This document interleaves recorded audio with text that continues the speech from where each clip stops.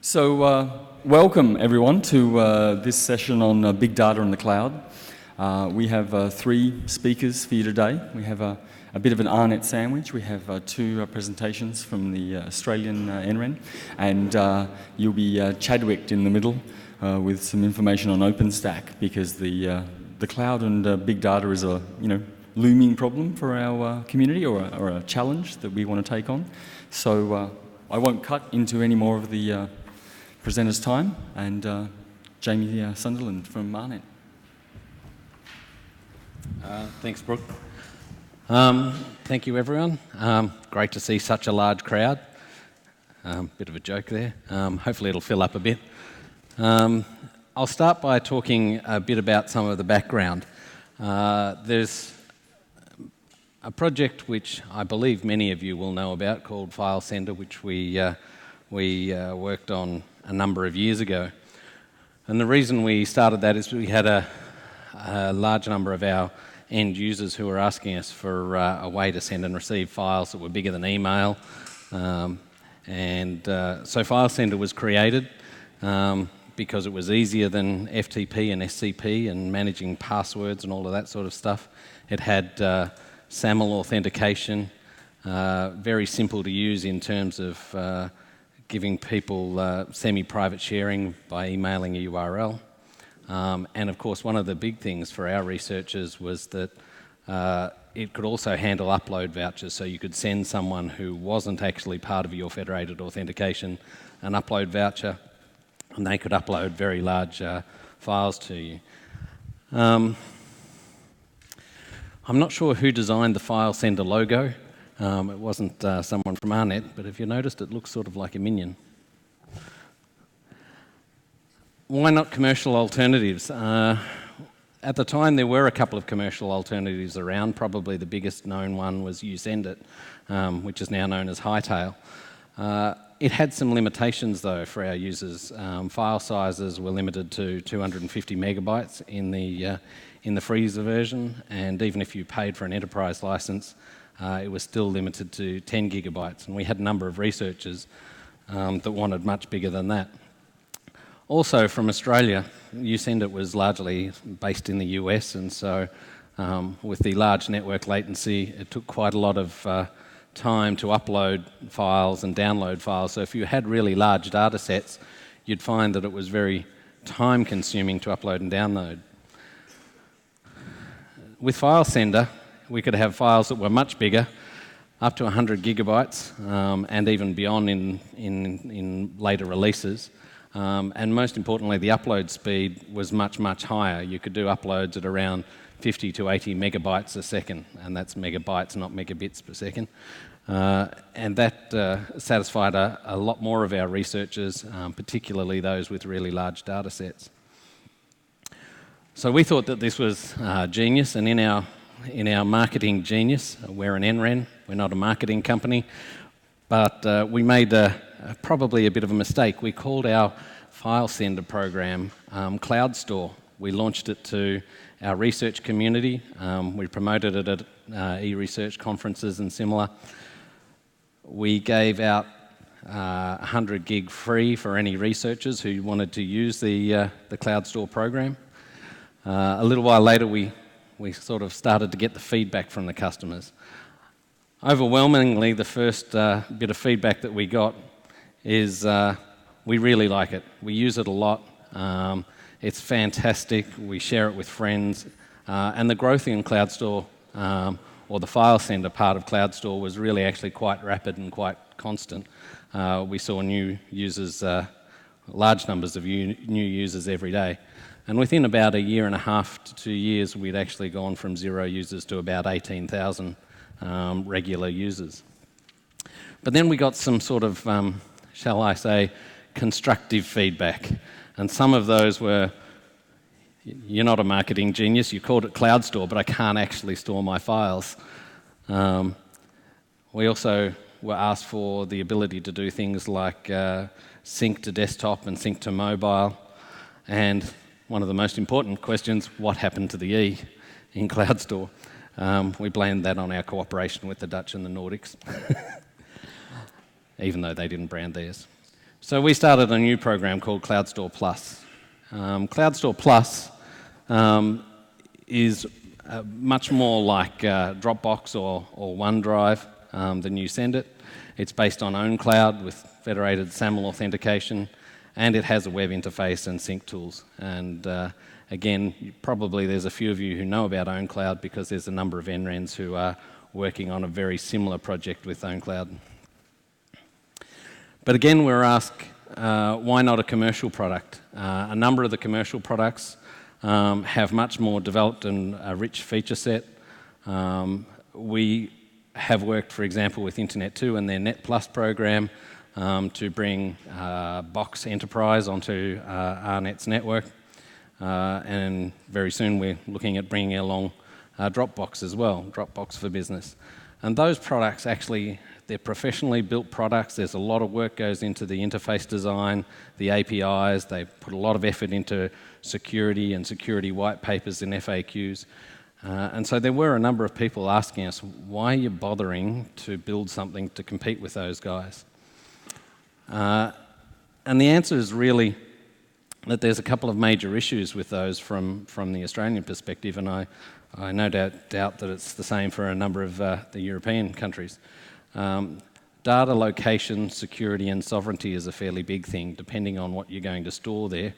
Storing a lot of research data, and particularly if there's personally identifying information and things like that, is a bit of a no-no using those public cloud services. Where there was also, would you use a SAN? And certainly some of the projects in Australia for the high-end research do use fairly high-grade SANs with local connections and high-end products like Aspera and similar to do the data transfer. But they're generally fairly capital intensive, and we were looking at something from an NREN perspective that was relatively low risk. We could get into it with relatively little expenditure outlay at the start, and something that we could grow as the demand required.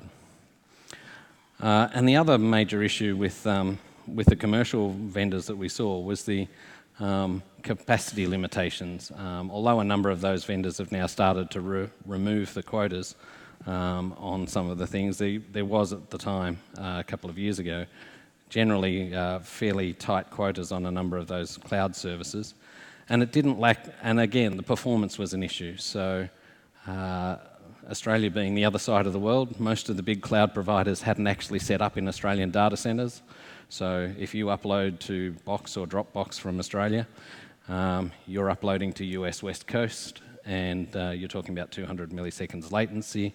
And when you start to get into large data sets, you're also traversing into public internet, so you've got not necessarily jumbo network frame sizes all the time. And so performance can be really quite slow for those sort of applications. So where I see it, and I forgot to say at the start of this discussion, is my role is Director of Products and Solutions. I'm not actually the storage expert. David Jericho, who works in my team, presented here last year, and he's done most of the work in the underlying cloud store infrastructure. But from a strategy point of view, the way I see it is that we have a number of users. There are a certain number of researchers who really require that high-end performance, and a lot of those people have actually got big funding grants from government bodies, and they build their own storage nearby and upload their data sets and keep it very close to their computing. But there's also a whole range of other researchers and other users within the RNA community that use cloud-based services that don't require exceptionally high performance, but they often have larger cohorts of users. They're looking for an easier way to use the product, and often a wider feature set. And we see that the CloudStore product fits into this sort of a segment where we can provide for a larger number of users than what you would get using a SAN and specialised tools, but we also provide a much greater performance than most of the commercial offerings. Also, we're interested in how to grow the storage. Traditional methods of storage is you buy some storage. Once it gets a bit old or gets full, you buy some more storage and you upgrade that storage and merge your data across, etc. We were very interested in moving to a cloud model where you could start with one block of storage and then you could add other blocks of storage. And those blocks of storage might be different classes of storage. Some might be faster than the others. Some might have better throughput. And some might be just legacy storage. In looking at that, we also looked at the economic model, because with research projects that go out and buy sands, etc., what often happens is they get a 3-year funding cycle or something similar. They get a lot of money at the start of the funding cycle. They go to market, they buy a sand that they put in their own data centre, etc. And over the time, they spend all the money up front with maybe some incremental upgrades or maintenance costs, etc. But over the time, the value to the supplier or the vendor goes down. The vendor sits there, rings the bell at the start, we've got a sale, they do a fair bit of work at the start, and it goes down. With the researcher, often the value of that storage product isn't actually realised until a couple of years later. And so they've got this 3-year funding cycle for their project, and they start to use the storage, and actually just towards the end of the funding cycle is when they've got all their data, and the funding for the research project goes away. So we were looking to build a model that looked a little bit more like this, that we start small. The users probably have only got a little bit of data at that time. We build up by building cloud nodes and just add more storage incrementally as people use it. The other interesting thing about the own cloud product versus a number of the others is that it really doesn't have the full feature set of the likes of Box Enterprise or Dropbox for Business. It's not really that well integrated. It's really at the start of its development cycle. It's really right down at this bottom end. But as we found dealing with a few other startups is that often what happens is over time these products get more and more features added and they get more complex, but the ability for the end users actually to use those advanced features drops off.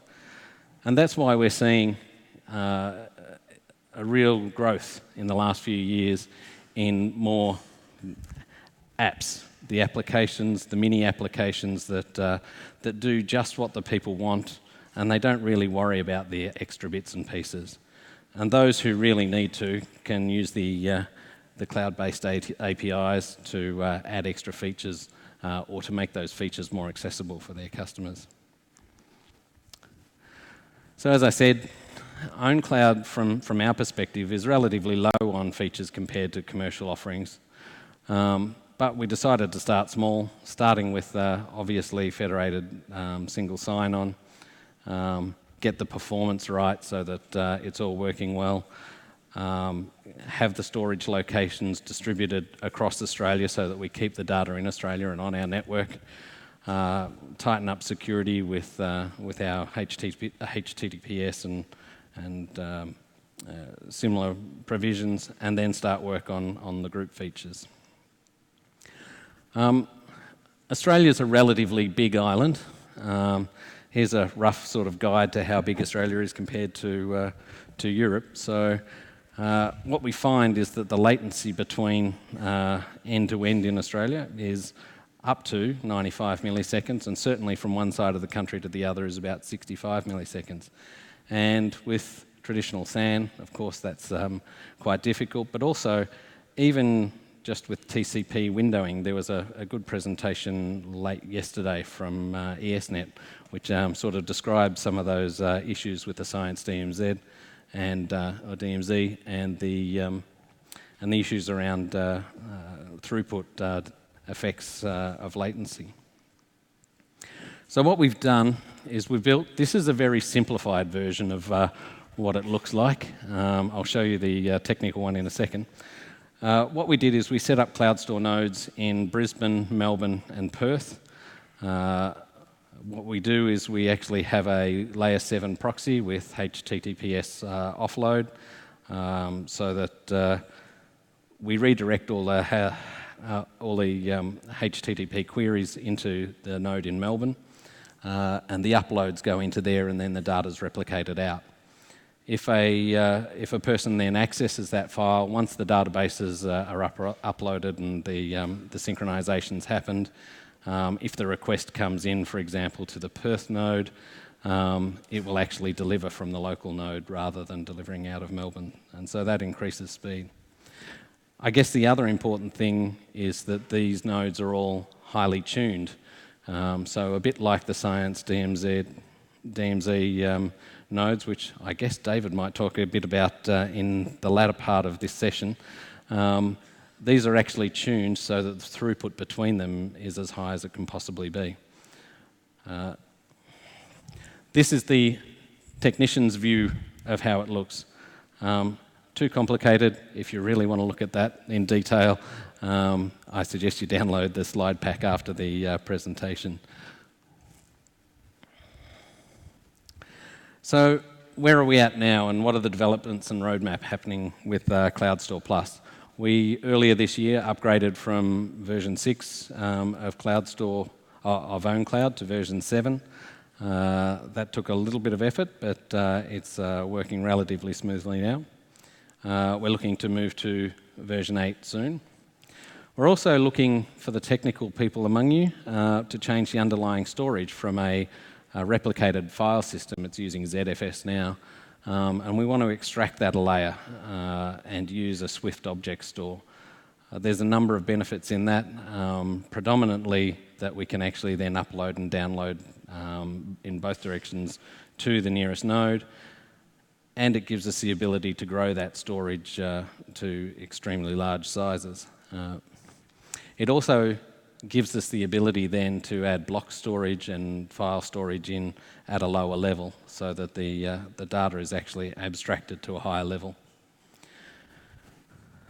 One of the things that we've started with at OwnCloud version 7, and we'd like to continue as we go towards version 8, is looking at group quotas and quota management, because one of the areas that we've seen that CloudStore has become very popular is cross-institutional research groups, where you have some people from this organisation and some people from this organisation and this one, and there's a common goal or a common project, and so they wanted a common file store. So to be able to actually create a group and allocate some storage quota to a group, and then have people from different organisations be able to access that, is really quite fundamental to the way researchers work. We're also looking to add in a number of add-in applications. So what we did, one of the things about our marketing genius of calling our file sender project CloudStore, this wasn't deliberate at the start, but it sort of worked okay because there was confusion. We had CloudStore and CloudStore Plus. So what we've done now is taken the file sender app and brought it in to the OwnCloud interface as an app from there. So people can log into the OwnCloud, and then if they want to do a file sender transfer, they can click on that as an app. Create It, that's mentioned here as well, has been written by a couple of the Australian universities. It's designed so that when you have a data set, a research data set, this forms essentially a packet and an envelope around it where you can write various bits of metadata, etc., for archival storage. We're also looking to move towards mounting external storage, particularly instruments, large-scale instruments, and to be able to potentially use storage from the likes of Amazon and others. So if we have a sudden increase in the demand for storage, that would be able to temporarily burst by using block store from another provider. One of the things from my point of view as well, ARNet's one of the NRENs that really doesn't rely on government funding for normal operations. We do occasionally get some government funding for large infrastructure projects, but our operations are funded by subscription fees to members. And one of the things we wanted to try and do with building all of our products and solutions is that we try and make them self-sustaining in the long run. So one of the things that we wanted to do was to make this own cloud self-sustaining in terms of returning a revenue so that we can actually continue to operate it. And the way that I saw that we could do that, and it certainly seems to be favoured by our customers as well, is to provide that certain amount of storage for free for researchers, but when they want to have larger folders for collaborations and groups, we charge for that. Currently we're looking at about $300 per terabyte per year, and then that way people can request as much as they want and we'll increase their quota and charge for that. And recently we've had quite a number of requests for exactly that, and many of those in the multi-terabyte range. The new interface, we took the own cloud interface and branded it a little to look like our normal colours and website and things like that. This is what it currently looks like. Some of the development that we're looking forward to over the next year to 2 years, I guess, is bringing in things like support for third-party authorization.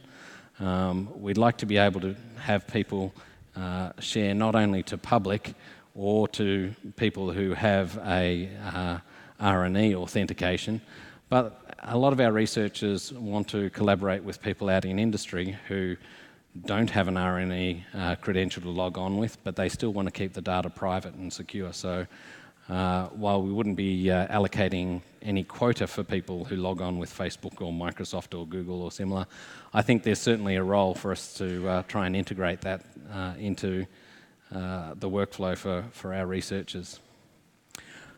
We're also looking to have local cloud store nodes. So while we have our 3 main nodes in Sydney, Melbourne and Brisbane,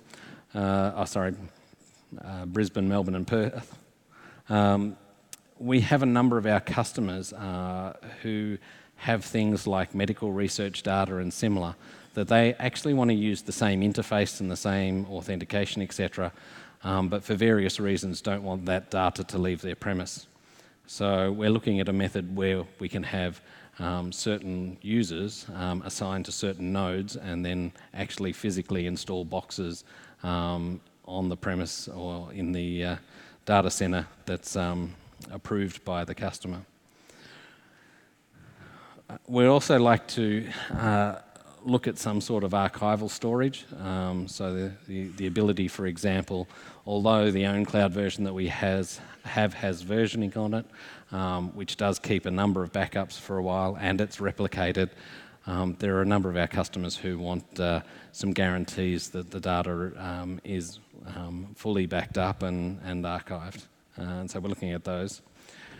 Again, because we're starting to sell space to recover revenue to do that, a lot of our customers are asking for service level agreements and contract terms and conditions, etc.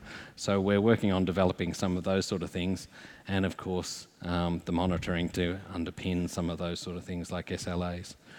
We've run for many years the ARNet Mirror. The ARNet Mirror is just a large file store where we mirror a number of large data sets. Some of those, like bioinformatics data sets, are specific to certain things. And we've also, over the past time, mirrored things like Linux distributions and all sorts of bits and pieces like that.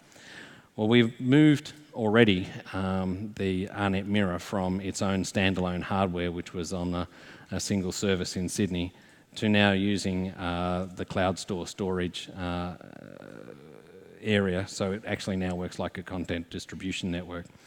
And I think that as we go forward, there's a lot of reasons and applications why we might want to actually promote cloud store as not only being a storage service for research, but also a CDN for if our customers have large data sets that they want close to the customer. One of the things that we're looking at as well is that we are doing direct connect services with Amazon. We're trying to work to get the same sort of thing working with Microsoft and Azure. But as David will probably explain a bit in his presentation later in this session, AARNet has recently upgraded its core network. We're now got multiple 100 gig wavelengths, and we've also introduced a MPLS core.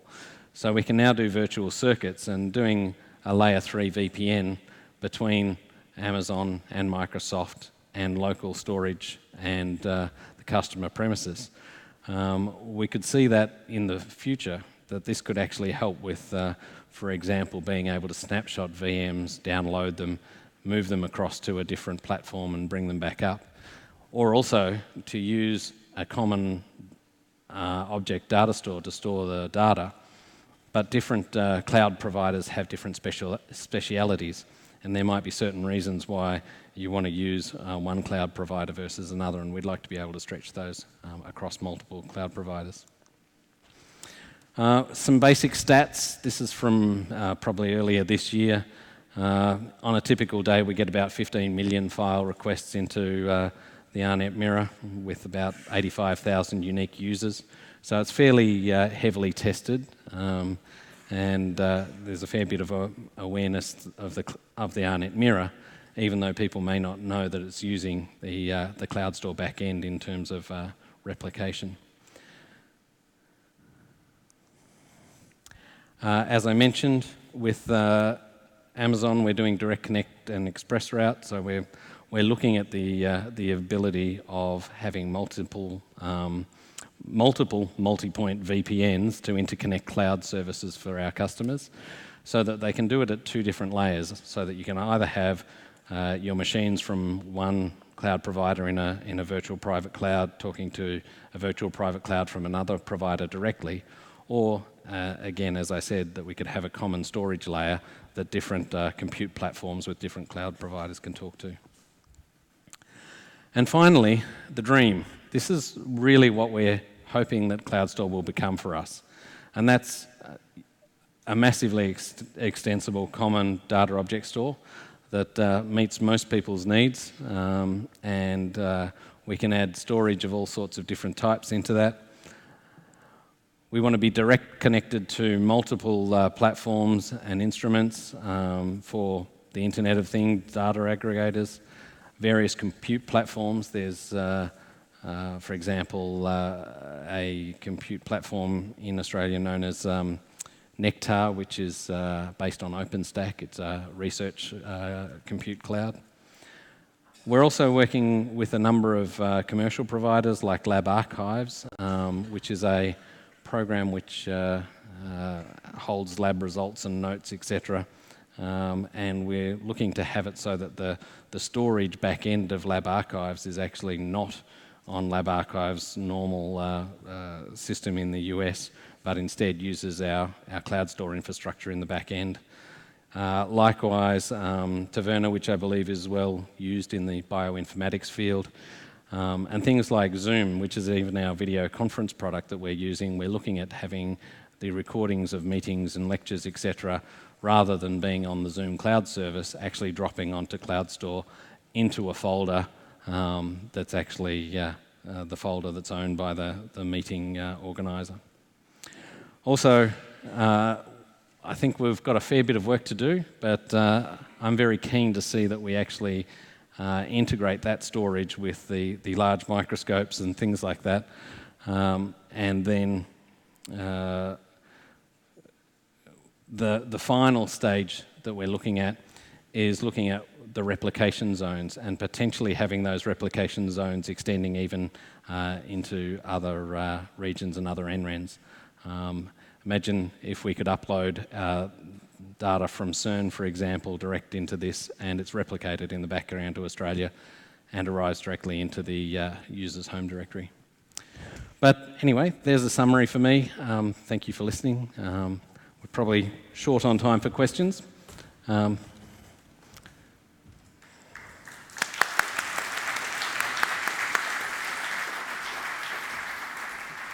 Does anyone have any burning questions? There's more people at least. There's one over here. Oh, there's a hand. And someone running with a microphone.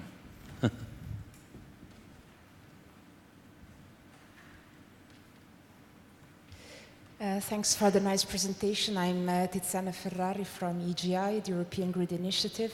It's a research cloud federated and based on G1. I think the last point is more a comment rather than a question, the one I want to make. The last point, which is secure replication, is really what the international collaborations are looking for. So we are in discussions with Nectar about having data hubs that can be replicated and can be scalably accessed by applications like, for example, those in neuroinformatics that are about visualization and diving into the brain atlas. So you really needed to have the data locally accessible, but those collaborations needed to integrate research data which is hosted in Australia, Japan, United States and Europe. So in fact, the dream, and we think the technological barrier and the challenge where we should join forces is this replication where we can, in fact, create an added value for international collaborations like Human Brain, Elixir, and others. I think just to finish up and comment on that, I think you'll hear more about that from David in his talk. And I think that there's also two classes of doing that. There's the high-end researchers that want to replicate nodes for large data sets. And I think really CloudStor has an opportunity to do that as a bit of a science DMZ for everyone, because everyone can use it over the common internet rather than needing to actually have the much more structured replication. But anyway, I think you can, David will answer that, won't you, David? But don't be confused, because the next speaker is David, and this is not the David that will be addressing those questions. No. So, thank you, Jamie. Next up we have David Chadwick. This will magically change, I presume. And you'll set the 30 mins again, won't you? You'll reset. Yeah. Okay. That's good. Very good. Yep, good. Thank you very much. So, right, just forward and back. Yes. Yeah, okay. Right. Good morning, everybody. Seems we've got quite a lot of people here now. This is the contents of my talk, and I don't know how many people are familiar with OpenStack, but I will just give a very brief introduction for those who are not, and the majority of the time I'll spend on talking about federation and support for virtual organizations. So OpenStack is actually the most popular. Maybe that's better, is it? Was it too loud? Okay. I think it's working okay now. No?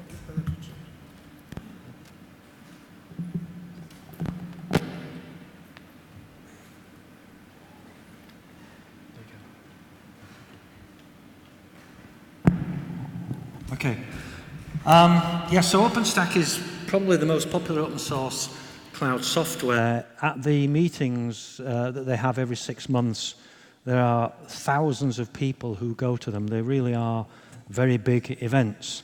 OpenStack itself is free of charge, downloaded from Git in source code form, although many suppliers are now bundling OpenStack with their operating system. For example, Red Hat, you can get OpenStack bundled with it.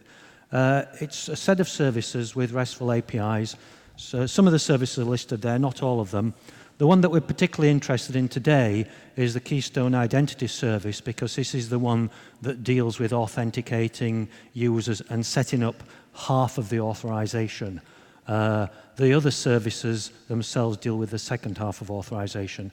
Those of you familiar with role-based access control will know that authorization is split into two parts. There's first of all the assignment of roles to users, and then there's the assignment of privileges to roles. Well, Keystone does the assignment of roles to users, and then each of the services assign their own privileges to the particular roles. So Keystone's the identity service, and it was built from the beginning based on the Kerberos design, which was good because it made it easier to add federation into OpenStack. So for those of you familiar with Kerberos, basically the user authenticates to the password or the authentication server, and then you get a token which allows you to access another service. And in this particular case, Keystone returns either an unscoped token, which only allows you to talk to Keystone to say, I want to talk to a particular service, and then the unscoped token gets turned into a scoped token for a particular service and a project on the service that's the project you're working on. So once you've got your scope token, you pass it to the particular service that you want to access, the storage service or the compute service, and the service then has to validate the token. Now there are 3 different types of token that have been developed. There's a PKI token, which is very large, is signed by Keystone, and then any service can validate that token by just using the public key of Keystone. Or there's a UUID token, which is essentially just a 128-bit secret, and when the service gets it, it has to pass that back to Keystone and say, look, I've got the user with this essentially random number, what roles on projects is he on, and then it can work out whether to authorize the user or not. And then a very latest token, which has only just been introduced recently, is a Fernet token, which is a symmetric key token, which is shared with Keystone. Keystone encrypts it, and the service has to decrypt it, and there's a set of procedures for establishing your symmetric keys with Keystone. So once the service actually finds out the roles of the user on the particular project, it can then authorize the user to have access to the service. Keystone itself is constructed in modular form, and there are a number of different modules that it comprises. So there's the identity service, which originally held the users, their groups and their usernames and passwords in an SQL database, or it could be linked up with an LDAP backend. There's the resource service that holds data about projects and domains, etc. And then there's a policy service, which is a bit like a PDP. It holds a policy, and it will authorize the user to access Keystone's APIs. So each service, except for Swift, normally has a policy service, and they ask the policy service, I've got a user with these roles on these projects, is he allowed to access this API? And the policy service will then authorize the user or not to access the particular service. Now, Keystone originally only supported 3 types of authentication mechanism. Username password, which was stored internally or in the LDAP backend, or external, meaning that Keystone had to be front-ended by Apache. Apache would perform the authentication and pass the username, the authenticated username, to Keystone in the remote user parameter. Or token, meaning the user's already been authenticated and he's got a token. So that was it. It was quite limited. However, it was built with extensibility in mind, so you could plug in different authentication mechanisms. So this is obviously what we used to add federation. So we added it in 2012 by extending the current authentication mechanisms to add federation. And because we were not, the believers in any one protocol, and we knew there are many protocols around, and you can't say which protocol is going to win, we decided we would build protocol-independent federation, building it in 2 parts. One part which is trust management, and then the second part is the actual protocol handling. And providing every protocol handling unit returns information in the same format, which is essentially the ID or the name of the user, his set of identity attributes and the IDP that's issued them, then the trust management can work completely independently of the protocol, of the federation protocol. So that's how we built it. The trust management, as I said, was in 3 parts. First of all, you specify which IDPs you trust, so that only the trusted IDPs are allowed to talk to you. You then get attributes from trusted IDPs, and you say which IDPs are trusted to issue which attributes, and so then you get the trusted attributes coming in, and then you have some mapping rules which say, okay, I've got users from these trusted IDPs, these trusted attributes. What do I do with them? How do I map them into Keystone known roles and projects? And that gives it the Keystone attribute. So that's how we built the trust management. So we took it to the Keystone group, said, look, we'd like to, to implement federation. And they looked at what we'd done, and they decided that they would do it in a different way, that they would do it via the Apache front end. The reason being that they wanted to minimize their support effort. They didn't want to have to build federation support in terms of protocol handling into Keystone itself. They wanted Apache to do that, and then they said, other people will look after federation. We don't need to worry about it. As long as Apache can do the federation handling, and Apache will send the remote user and the identity attributes as environmental parameters, then we can do your trust handling. So they built the trust handling into Keystone, but left the protocol handling to be done by Apache. So the Keystone core release now, you can configure it with a list of trusted IDPs, as in our model. You can configure it with mapping rules, but not the same as our model, because we had one set of mapping rules for all the trusted attributes that you could get. They've done it slightly differently. They've built multiple sets of mapping rules, and then they have a protocol field which says this IDP will talk this protocol and use these mapping rules, and they do this one-to-one mapping.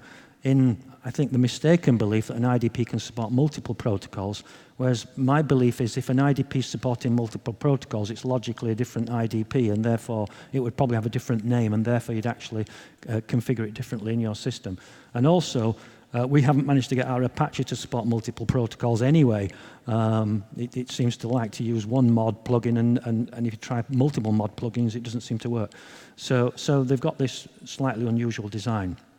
And that design is not good for large academic federations where you've got hundreds of IDPs that might have the same mapping rules based, say, on the EduPerson schema. You'd have to have hundreds of these rules plugged in. So they've recognized that is a relatively bad design. So they're fixing this at the moment so that a protocol can bind multiple IDPs to one set of mapping rules, which was more like our original design. So what are these mapping rules? Well, the mapping rules specify the set of identity attributes that a federated user must possess, and then they say this maps into a Keystone group. So they've actually gone 2 levels of mapping. Rather than mapping straight from identity attributes into Keystone projects and roles and domains and whatever, they're mapping it into a Keystone group, and then separately the administrator specifies what privileges group members have, because this feature already exists in Keystone. So they thought, well, if we've already got a feature that maps a group into roles and projects, etc., why don't we use our existing feature? And then it simplifies the mapping rules, because the mapping rules only need to map into group, and then we can use our existing mapping mechanism to go from group into the projects and the roles that the user is a member of. So there are still some issues with the current design. First of all, accessing the list of trusted IDPs. The Keystone system is designed so that you cannot access the list of trusted IDPs unless you're an authenticated user. Now that's a problem, isn't it? Because here's the user coming, he wants to log in, he wants to know what trusted IDPs are supported so he can choose one, but that list is not available to him because it's only available to authenticated users. So the underlying problem is actually with the policy engine, because the policy engine, you cannot configure it to give public access to an API call. You can only configure it to allow all authenticated users to have access to an API call. And if you want to have public access to an API call, you have to hard code this by skipping the policy checking step altogether. So we said, well, the solution is fix the policy engine. Obviously, you should be able to fix a policy and say, for this particular API call, I want the public to be able to call it. But because the policy engine is not done by the Keystone group and is done by another group, and it was too complex for them to sort out, they've decided to have a new API call, get public IDPs, and then you'll call the get public IDPs with no policy checking, get that list back, and then the user can choose his IDP to do federated authentication. Issue 2, there's no trusted attributes policy. They missed that bit out of our design, and it's implicit in the binding. So they said, well, we don't need a trusted attribute policy if we're saying that the IDP maps these attributes into this group, then by listing them in a mapping rule, we're implicitly saying they're trusted, because if they're not in a mapping rule, they're not trusted. Okay, reasonable argument. However, the mapping rules support regular expressions. So if you've got regular expressions, you could potentially have multiple different attributes that match the regular expression, and then if you poorly constructed your mapping rules, you could end up with attributes that you didn't intend to be trusted, being trusted because they matched your regular expression. So there's that particular problem. And also, once you go down the route of having multiple IDPs in the same mapping rule, if you've got different IDPs issuing different attributes, but you're not saying which is trusted, and you're just saying mapping, then attribute A from IDP A and attribute B from IDP B, which you trust, you could have IDP A issuing attribute B, and it would still work in the mapping rule. So you could actually end up with something, again, not happening that you didn't want to happen. So that's an issue. The other issue is it requires Apache. You now have to have an Apache front end. You can't run federated Keystone without Apache. That means that Apache has to have a plugin already developed for a particular moderation, for a particular federated protocol. If that's not available, then you can't use federation with Keystone. The Apache can't support, as I said, multiple federation plugins. At least we haven't managed to get it to support, say, mod Shib, mod Melon, and mod Moonshot in the same. We have to run them separately. So in order to support multiple protocols, what we're doing is we run a proxy IDP, and then we say to Apache, you will just have mod Shib. Mod Shib will talk to our proxy, and then our proxy will talk different protocols to different IDPs. But that's not a good model from a trust perspective because Apache is never actually talking to the end IDPs, and your trust rules are saying we only trust the proxy. You're not saying who you actually trust as an IDP. User access rights. So the final thing we did was start to look at authorization. So we said, okay, we've now got a basic authenticated federation infrastructure, but that's not enough. We want to actually authorize people. And we recognize that some users from some IDPs should have the same access rights as other users from another IDP, but not all users from one IDP should have the same access rights. So you need this much more finer granularity mix and match for authorization. Now, in the grid world, they've already had the concept of virtual organizations, which is essentially the feature that provides this, where you can say different users from different organizations are members of a virtual organization. They will have a particular VO role, and then they will have privileges equivalent to their VO role. Now, because the mapping rules are mapping into Keystone groups, we can see that a VO role as a concept is actually very similar to Keystone group, because a group is given privileges in OpenStack. So we saw a nice similarity there, that we could have the concept of virtual organizations, and we could have a VO role being equivalent to Keystone group. Then we could assign people to a particular VO role, make it equivalent to Keystone group, and then they would get the privileges that the group inherited. Well, there's a problem.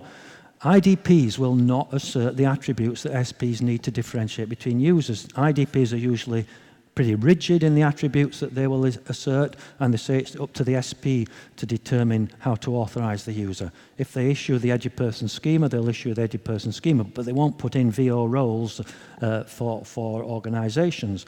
So that's not available to us. So it's very difficult to get SPs to get the specific attributes they need by getting IDPs to change their LDAP servers. So here's an example. We've got users from different IDPs, and they're sharing some OpenStack service. We can see that they're part of some virtual organization. They may have the same privileges. If we can use the attribute mapping to map them into the same group, which is equivalent to a VO role, we can then give them the same privileges. But the issue is we don't know how to identify these individual users at different places. They may have a unique SAML, for example, SAML persistent ID, but do you know what your SAML persistent ID is? I don't know what mine is. Most people don't know what theirs is. So unless it's a globally unique name, like, for example, in AbFab, you might get username at Realm, and then I would know that, and I could tell them, that's my unique ID, you can use that in your mapping rules. If you don't know that, you've got a particular problem. So what we did was do VO role registration by invitation.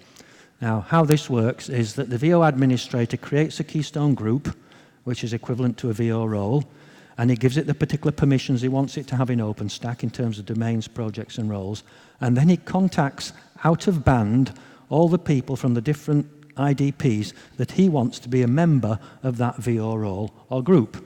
And he tells them the name of the VO role that they're a member of, and he gives them a secret in the form of a password or a PIN. And he said, the next time you log in to OpenStack, say you want to join this VO role, quote the secret and PIN, and then you'll be registered in to join the group. So the joining can be either automatic or semi-automatic. By automatic, we mean once a user quotes the correct VO role and the correct password, he would be automatically put into it.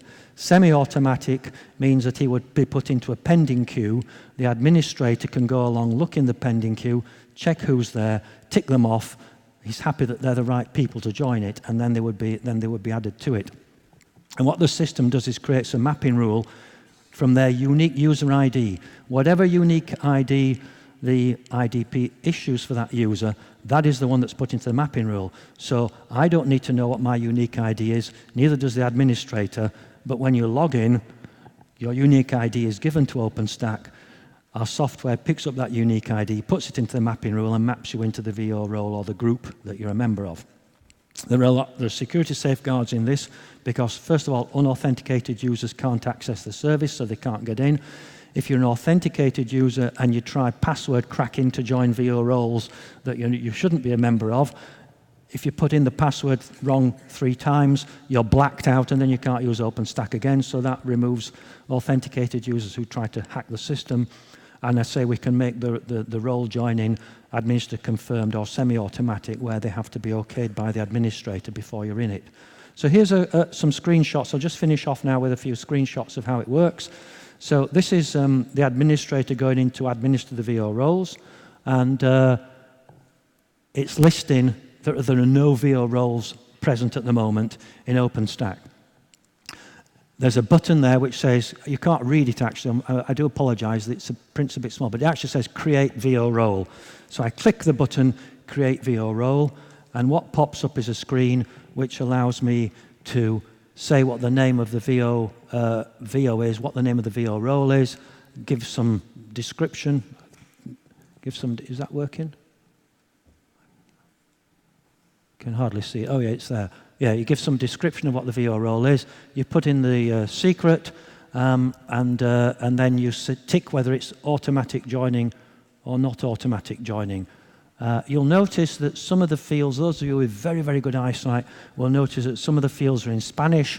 That's because this project was done jointly between the University of Kent and the University of Murcia under the GIANT Class E project, and we were testing between the two sites, and they turned on into Spanish, but the locale doesn't always work correctly between Spanish and English. Sometimes you get things half in Spanish and half in English, so that's why there's some words in Spanish on that particular screen. Okay, so the administrator's now created a VO role with a password. He's told me out of band that I'm entitled to join a particular VO role. He's told me what the password is. So when I log into OpenStack, I can see that there's a menu option here, which is My VO Roles. So I click on it, and here is a join request. So I click the join button, and I then get a screen which is very similar to the administrator one, where I enter the name of the VO, the role, and the password, and then I say I want to join it. And then it would either work automatically, or if it's in semi-automatic mode, which this particular one is, it goes into a pending queue. The administrator can go into the pending queue. He can look at the role membership requests. He can see who's actually wanting to join the VO. He can agree or disapprove, approve it. And after he's done that, the user, when he logs back in, he would see the VO role that he's now a member of. Now, this self-management also allows users to resign, which is quite a nice feature. So if you decide you no longer want to be a member of a VO, you can actually press the resign button, and you can resign whenever you want. So this allows you to register to be in VO roles and to deregister. And this is allowing users to, get themselves authorized to do something, or to remove themselves from being authorized from doing something. So, future work. We need to get the VO concept accepted into Keystone Core. Currently, that software is only in our GitHub, it's not in the main core branch. We need to add support to share VO roles between Keystone groups. So at the moment, this would be built into your OpenStack, but if you've got multiple OpenStacks, you actually want to share your VO roles around it. So that means we'd need to add an API call into one Keystone where another Keystone can call it and say, give me the VO roles of that user. And then that would allow you to have one OpenStack somewhere that would manage roles for multiple clouds all around in the academic community. So that's what we'd like to do next. And I'm hoping there may be another open call in Giant where we'll actually put in a proposal to do this work. Okay, any questions?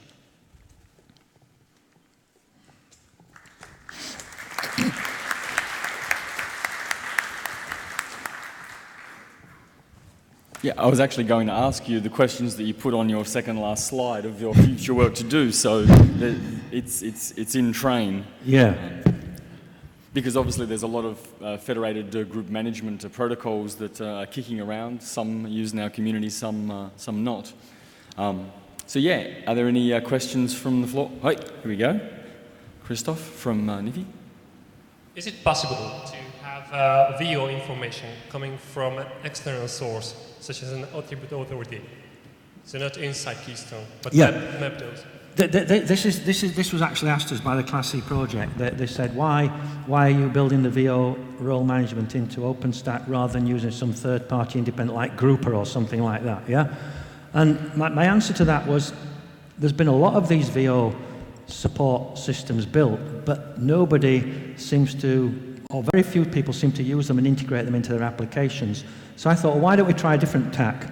Why don't we get an application that is going to be widely used? Why don't we build the VO support into that? We've then already got a critical mass of VO users, and once they've got it, by just building an API into the same system, we can then share it around. So that was my tack. So it's rather than build a VO system separately and then try and get applications to integrate it, build it into the application and then get it to be shared. And I thought that might be a better way of getting the critical mass set up. But of course, if we get the API built in, and it's the API that's sort of standardized, and Grouper or something supports the same API, it wouldn't have to be then another Keystone that did the group management. It could be anything. So, you know, that would argue for a sort of standard API for sharing the VO roles between systems. Yeah. Peter Geets. Thank you for this very interesting talk. I find it very interesting that you wanted to be protocol independent, but this creates a lot of problems. So, for instance, the whole VO stuff, if you would stick to XAML, there would be a way via attribute aggregation by the SP to get any information about any VO information from somewhere else. So, if you do the hassle of being protocol independent, are there any plans to include more than XAML into this federation?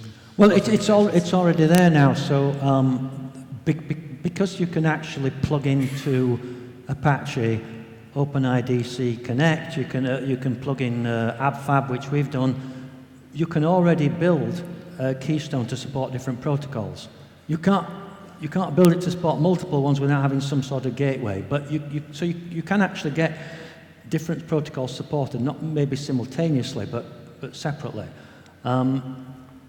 Now, in terms of attribute aggregation, again, in our model, we built attribute aggregation in because we're returning attributes from an IDP, and if you had two different plugins, you could potentially get attributes from different IDPs, so we built that into our model. But that was far too futuristic thinking for the OpenStack group.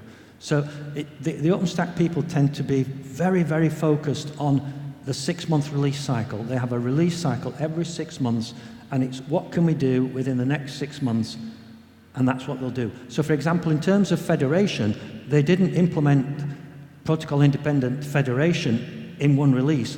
They released SAML. That was it. It was SAML hard-coded. The very first release of OpenStack, they just did SAML.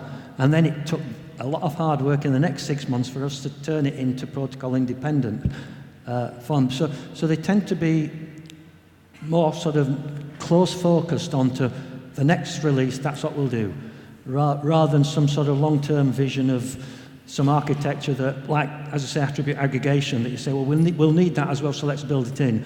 They maybe call that the gold plating approach. Yeah, let's just do what we need now and add things in the future. Yeah? Any more hands? I can't. No? Okay. Thank you, David. It's good to see that some of your research and collaborations are turning into real code. And next we have, so we've had services, we've had compute, and now hopefully we've got the David that's going to fill in the pieces from Jamie's presentation and talk about the network. Well, see, thanks, Brooke. What a cozy little venue we've got here. What do you say? And I see that there's somebody at the very back row, which is impressive.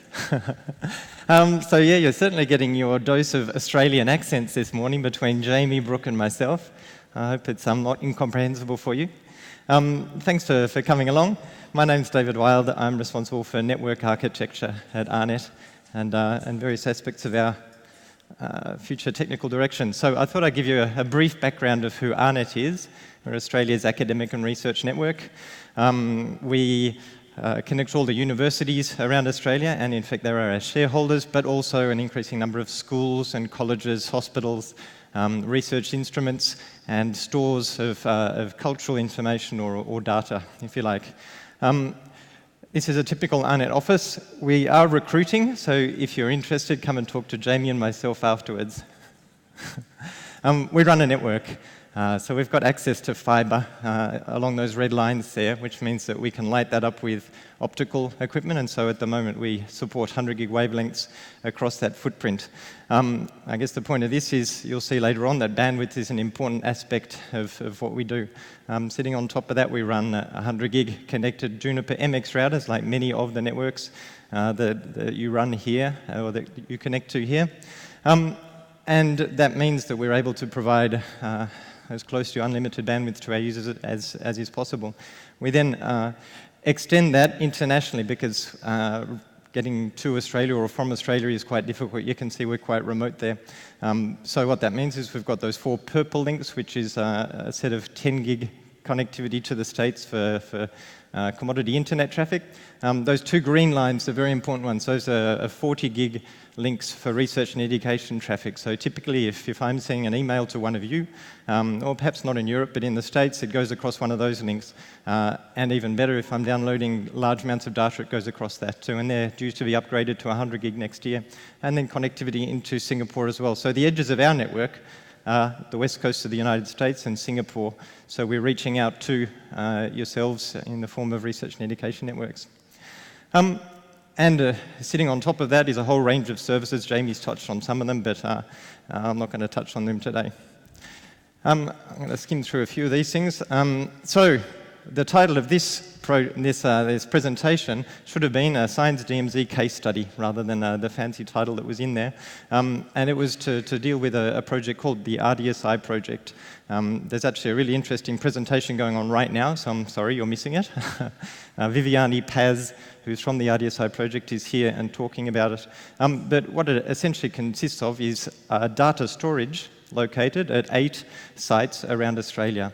And it's for researchers to upload and therefore share significant data collections. The idea being that they don't spend their grant money on hard drives under their desk. They put it in a more reliable and well-connected place. And, well, you can't read that so well, but have a look at the slides of your own. I guess what I'm trying to show here is that a number of these sites, the very tall bar there is the NCI. It's scheduled for 11 petabytes of data, so it's actually quite consequential volumes of data being stored and shared through this project.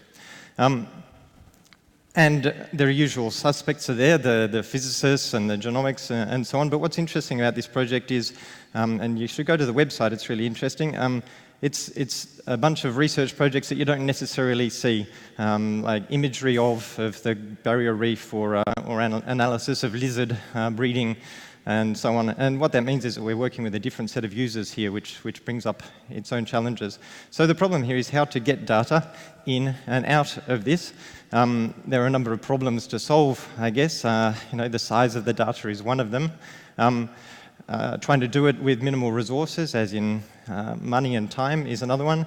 It's a bit cheeky calling users a problem, but I guess what I'm talking about here is making sure that we put in place tools and the training that the users can use this without it turning into a useless thing that nobody comes back to and touches. And this slide, I guess, is a really interesting one. This is really the heart of what the problem is that we're trying to solve, and it comes from ESNet. What it tries to show is if there's no packet loss on your network, then you get that purple line along the top, as in you can get close to 10 gigabits of TCP throughput, but you need no packet loss. The moment you get even 1 in 22,000 packets lost, that still works pretty fine within a campus, but the moment you go beyond metro or regional distances, then your performance just drops down to nothing. And so to put that into perspective, in Australia, Brisbane to Melbourne, which is about half the length north-south of the country, is sitting already down in that terrible zone there. Perth to Sydney, which is far left to far right of Australia. To give you a comparison, if that's more familiar, New York City to London is 75 milliseconds. For us to reach the States is 160 milliseconds, so off the scale of this. And I just did a ping before. If I ping Melbourne from here, it's 270 milliseconds using the Géant and the TN network, or conversely 28 hours by 747.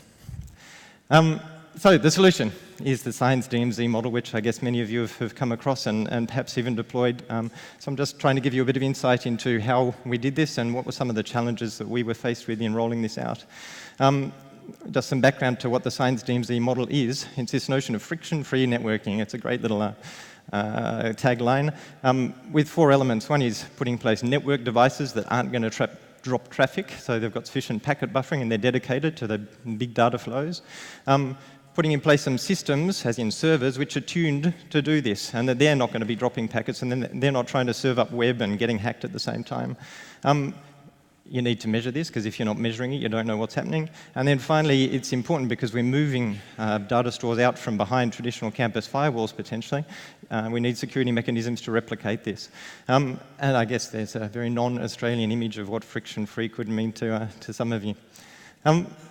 And I would recommend to all of you to go to the Faster Data website. It's a fantastic store of information on Science DMZ, but also host tuning and selection of equipment. It's brilliant. There are some great case studies there. So go to that website and have a look. Okay, so what did we deploy? Here's, I guess, a very simplified version of what a campus network often looks like. On the right-hand side is the campus, and it's mixing up users and big data stores, potentially, and instruments generating big data, and all those flows go out through a single campus firewall.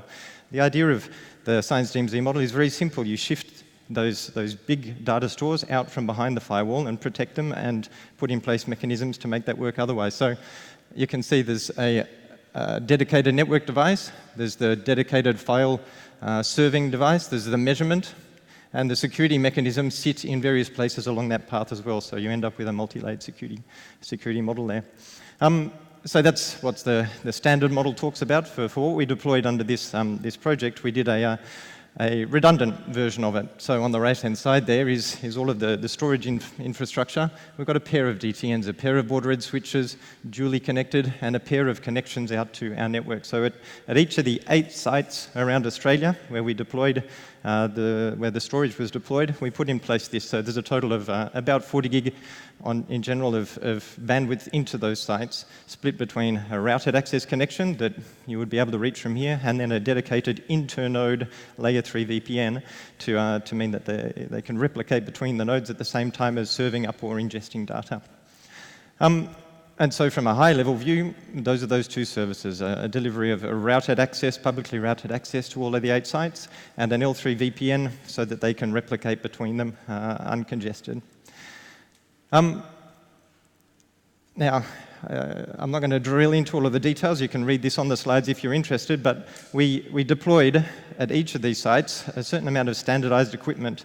So the data transfer nodes, that's what's serving up this information. We made sure that each of them are the same. and I'll talk about why that is the case a bit later. For perf sonar, we continue to operate it. We made that standardized as well for ease of operation.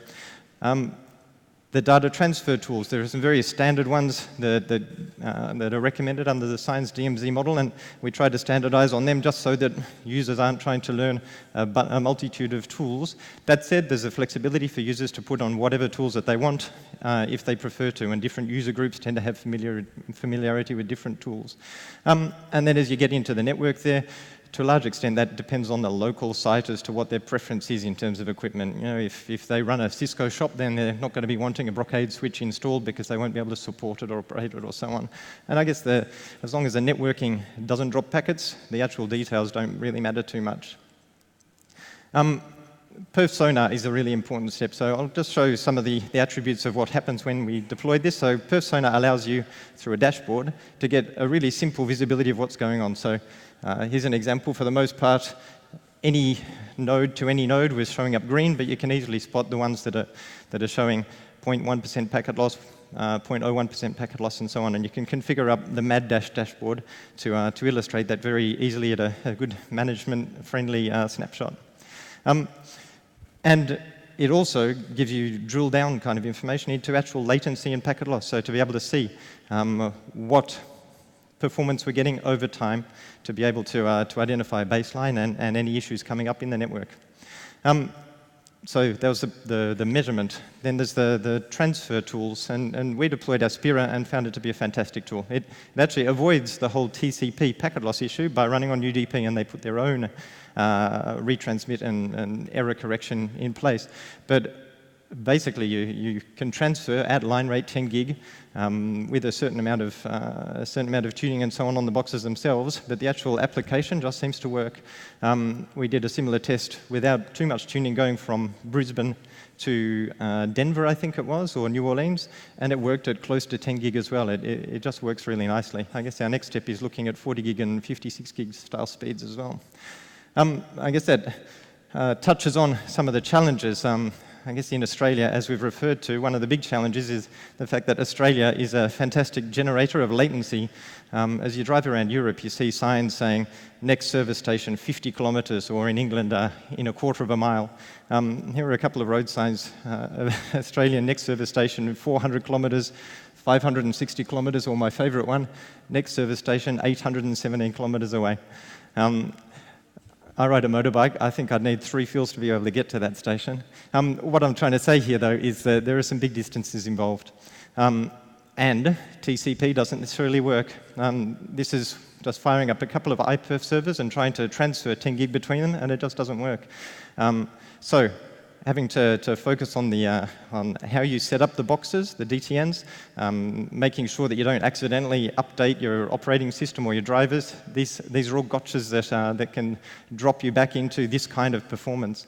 And a choice of TCP congestion avoidance algorithm, which can vary depending on which bit of your network you're working between. What works over 4,000 kilometers doesn't work over 200 kilometers, for instance. So that was something that we really hit issues with. Compatibility is something that Science DMZ can help with. So here we had 8 different organizations all buying storage and buying switches and whatever, and of course, being universities, they all chose something different, right? I guess the advantage of Science DMZ is that it puts a standardized front end into the middle of that. And the fact that we also then added a layer 3 VPN to even block off any external traffic was a solution to hiding or avoiding that any issues of incompatibility. Just comes back to IP traffic, basically.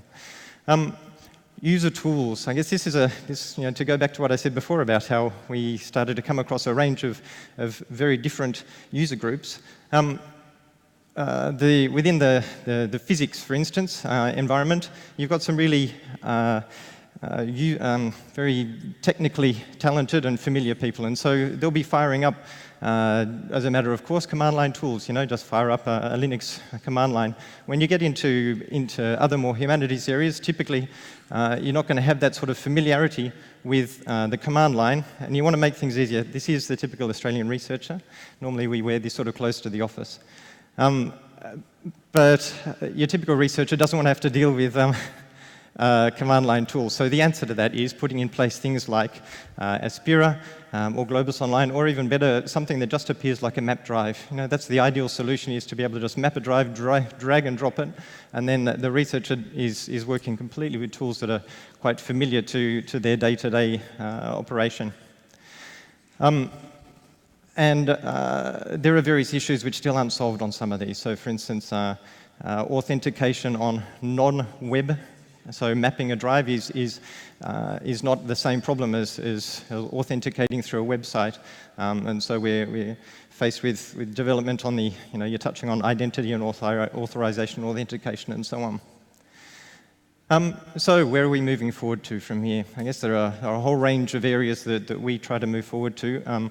One of them is working with other projects. So Jamie, in the start of this session, talked about some cloud storage projects of our own. There are other projects around Australia. Nectar, for instance, is an OpenStack-based VM, like cloud compute project. The idea in my eyes would be to be tying the storage and the compute together so that they talk together much more smoothly. And I guess tying that back again to the mirror and the cloud store that Jamie talked about earlier on. The idea really is that the network should just connect things without getting in the way, and tnc15 can enable that. Jamie talked in more detail, I guess, with much prettier slides than my own MRTG graphs, but the actual volume of data is enormous in some of these, and so being able to transfer at line rate at 10 gig and beyond is vital in terms of reducing time for researchers to be able to start doing their useful work. And again, extending out into commercial cloud providers more and more. I assume it's the same across Europe and elsewhere, but researchers, rather than building their own, they're finding, well, I can get a great deal, just fire up some VMs at Amazon or dump some stuff into Amazon temporarily. It's really important for us as an NREN to be able to enable users to move between on-premise and private cloud out into the commercial cloud providers like this without any impediment in between that. And I guess SDN, it wouldn't be a networking talk without SDN these days.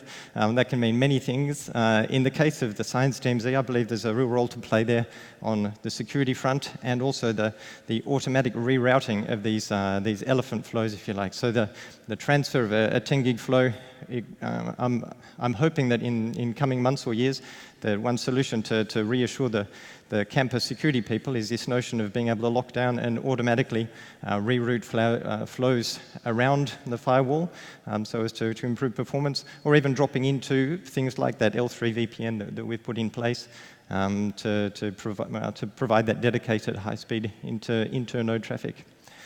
And just adding bandwidth, I guess that's always the easy solution when you come back to it. Where an example project here is up in the top right of the country, where we've got the purple 10 gig lines running all the way up to Cairns.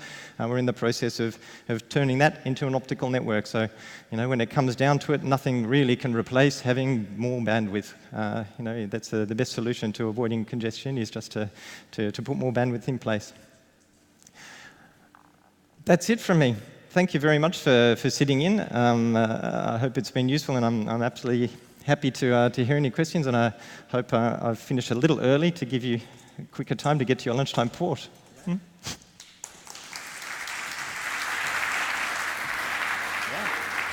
So we have a huge amount of time. So obviously, I'll ask my question that I've already asked David. Why doesn't Tassie get 100 gig? Brooks from Tasmania, which is a little island off the map back in case they don't. Can we go back? Yeah. So Tasmania is the little island down the bottom there. And the issue with Tasmania is simply that of infrastructure. There isn't 100 gig capability there for us to buy, borrow, or steal.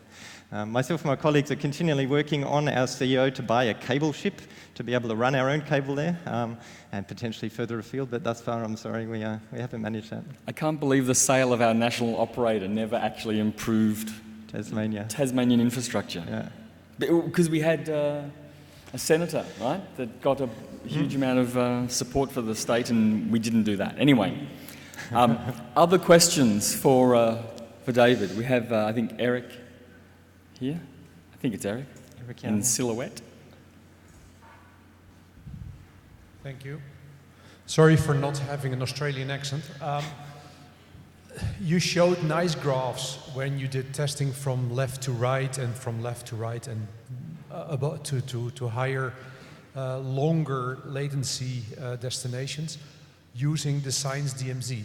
Very nice 10 gig, 100 gig graphs. Sorry, 100 gig graphs. You also mentioned the commercial cloud providers. There was some research done by the University of Amsterdam some time ago about repetitively going to commercial cloud providers and performing doing performance tests. And that revealed that sometimes you get a very good throughput and sometimes you did a little less. Have you done some testing towards the commercial cloud providers from Australia? And what are the results and what are your experiences?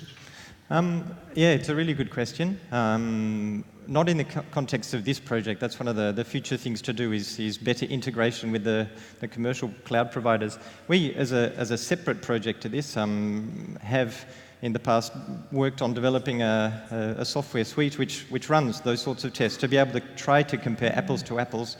So running performance tests into your own data center, into a sector owned and run type of infrastructure like RDSI, and into our cloud providers. And the results, of course, vary enormously. Part of the issue with cloud is that you don't know sometimes where you're testing to. So, and that's particularly the case in Australia. If I fire up an instance on the Amazon cloud, for instance, it might be in Australia, but it might be in Seattle, and that's quite a big difference in performance, right? But you're right. It's also part of the issue there is that the commercial cloud providers are supporting, I guess they're trying to balance a large number of flows in and out. And so at any one time you may be hitting congestion or you may be hitting network issues. The solution here was really to try to strip away those issues so that we're working initially on a known quantity, the Science DMZ at each node and our own backbone. At least then you know that it's fine up to the gateway to the cloud provider, and then beyond that you can work with individual cloud providers to work out issues. Just as an extra comment to that, David, we have actually done performance testing into Amazon in particular because we're doing direct connect there. We found that obviously going in the front door of Amazon through internet peering, we've seen a lot of performance limitations, and trying to get greater than 1 gigabit throughput is quite difficult. So what we've actually found with a couple of the research groups is doing 10 gig using direct connect. We're getting much better performance there. It started off quite low, but we had to get some of our network engineers to work on tuning of that performance. I can't actually tell you the detail, but I can put you in touch with the right people.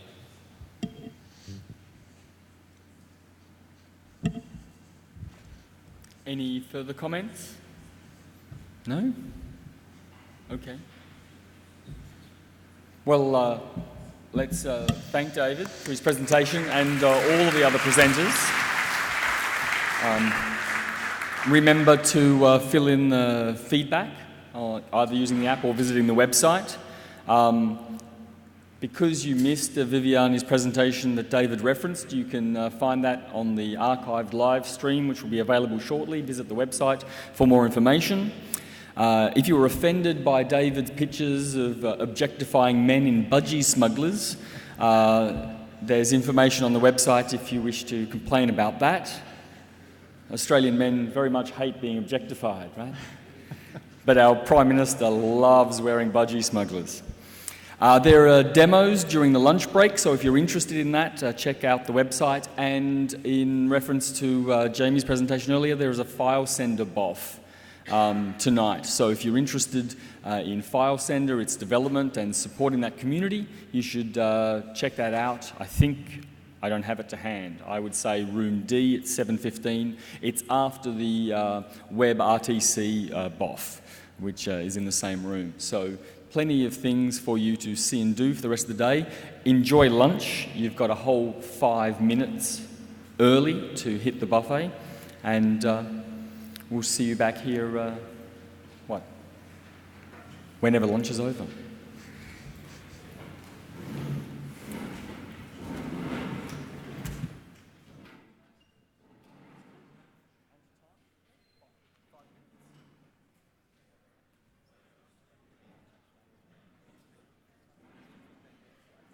Yeah. Yeah, you were